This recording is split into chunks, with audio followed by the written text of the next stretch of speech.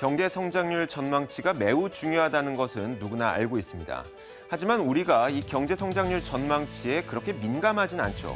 내년도 경제 성장률 전망치가 낮아질 것으로 예상된다고 해서 오늘 우리가 사려던 물건을 안 사진 않습니다. 하지만 이 경제 성장률 전망치라는 것은 매우 중요한 의미를 갖고 있죠. 왜 중요한지, 그리고 요즘 자꾸 틀리고 있는 이 경제 성장률 전망치가 왜 틀리면 안 되는지 오늘은 그것을 살펴보겠습니다. 일단 세계적으로 경제 성장률 전망치를 발표하는 여러 개의 기관이 있습니다. 세계적인 기관 가운데는 IMF와 OECD, 세계은행이 경제 성장률 전망치를 발표하게 되고요. 우리나라에서는 한국은행과 정부, 그리고 KDI 같은 국제 연구기관, 그리고 각 금융 증권사들도 각각의 경제 성장률 전망치를 내놓습니다. 가장 최근에 업데이트된 우리나라의 올해 경제 성장률 전망치를 확인해 보면 이렇습니다. 지난 6월까지만 하더라도 OECD는 우리나라가 약 3% 정도 성장할 것으로 예상했었는데 가장 최근에 2.7%로 낮춰 잡았고요. IMF는 지난 5월까지만 하더라도 3.1% 정도 성장할 것으로 예상했습니다. 하지만 최근에 2.7%로 내려잡았죠. 한국은행도 지난 4월 3.1% 정도 성장할 것으로 예상했다가 최근에 2.8%까지 낮춰 잡았습니다. KDI가 3%, 그리고 정부가 약 3.1% 올해 성장할 것으로 예상을 하고 있죠. 대체적으로 보면 그렇습니다. OECD와 IMF, 즉 밖에서 보는 시각이 우리나라에서 보는 시각보다 훨씬 더 깐깐하다는 것이죠. 경제 성장률 전망치를 예측하는 세계적인 기관들보다 우리나라 기관들이 우리나라에 대해서 더 후한 점수를 주고 있습니다. 이렇게 세계 경제 성장률 전망치는 보는 시각에 따라서 약간의 차이는 있을 수 있습니다. 하지만 이렇게 차이가 있다는 것을 그냥 두고 볼 수만은 없습니다. 왜냐하면 이 경제 성장률 전망치라고 하는 것은 매우 중요한 의미를 갖고 있기 때문이죠.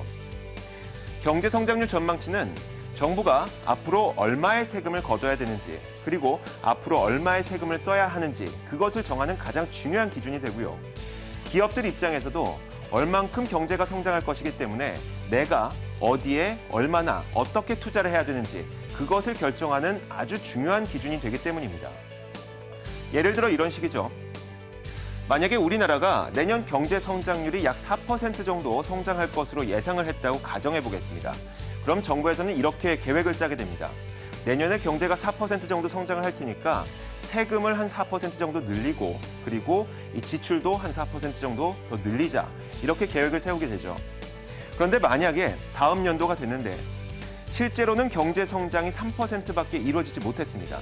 그러면 이런 현상이 발생하게 되죠. 이미 정부는 4% 성장을 예상을 하고 돈을 다 써버렸는데 세금은 3% 성장분밖에 거두지 못하게 되는 겁니다. 그만큼 재정에 문제가 생길 수밖에 없는 것이죠. 이런 오차가 발생하는 것은 어쩌면 당연할 수도 있습니다. 왜냐하면 이 경제 성장률 전망치는 우리가 예측할 수 없는 것들이 너무나도 많기 때문이죠. 그렇다 보니까 대부분의 경제 성장률 전망치는 실제 결과보다는 조금 좋게 발표되는 경향이 있습니다. 세계 경제 성장률 전망과 실제를 살펴보면 이렇습니다. 짙은 그래프가 실제 세계 경제 성장률이고요. 이 옅은 그래프가 전망치입니다. 여러분들이 눈으로 확인할 수 있는 것처럼 실제 결과보다는 전망치가 대체로 높게 나타나는 경향을 볼 수가 있죠. 우리나라도 마찬가지입니다. 최근 몇 년간의 그래프를 보게 되면 가장 아래에 있는 이 그래프가 우리나라의 실제 경제 성장률입니다. 하지만 전망치가 대체로 높게 발표된다는 것을 알 수가 있습니다. 그 이유는 내년도 경제 성장률 전망치를 예측을 했습니다. 하지만 여기에서 발생하는 돌발 악재가 어느 정도의 경제적인 파장을 미칠지는 그 누구도 예상하기 쉽지 않기 때문이죠. 금융위기라든지 세월호 사태, 그리고 메르스 사태, 이런 돌발 악재를 미리 예측할 수가 없기 때문에 전망치는 대체로 실제치보다 조금 높게 나타날 수가 있습니다. 그리고 또 한 가지는 우리는 이 세계 경제 성장률, 그리고 경제 성장률 전망치를 낼 때 과거 자료를 이용하기 때문이죠. 미래 자료를 이용해서 우리가 전망을 하는 것이 아니라 과거의 자료를 이용하다 보니까 어쩔 수 없이 오차는 발생할 수밖에 없습니다. 물론 이렇게 오차가 있다고 해서 무조건 나쁜 것만은 아닙니다. 좋은 점도 있고 나쁜 점도 있죠. 먼저 좋은 점을 살펴보자면 이런 게 있습니다. 옛말에 이런 말이 있죠. 고양이를 그리려거든 호랑이를 그려라. 그러니까 더 높은 목표를 달성하기 위해서는 더 위에 있는 그 목표를 설정하라는 얘기입니다. 즉, 경제 성장률 전망치를 더 높게 달성을 하게 된다면 그 경제 성장률을 달성하기 위해서 더 많은 노력을 할 것이고 그만큼 더 나은 경제 성장을 이뤄낼 수가 있다는 것이죠. 하지만 반대로 나쁜 점이 있습니다. 조금 전 이야기를 했었던 이 재정상의 문제가 생기는 것뿐만 아니라 장기적인 문제도 발생할 수가 있는데요.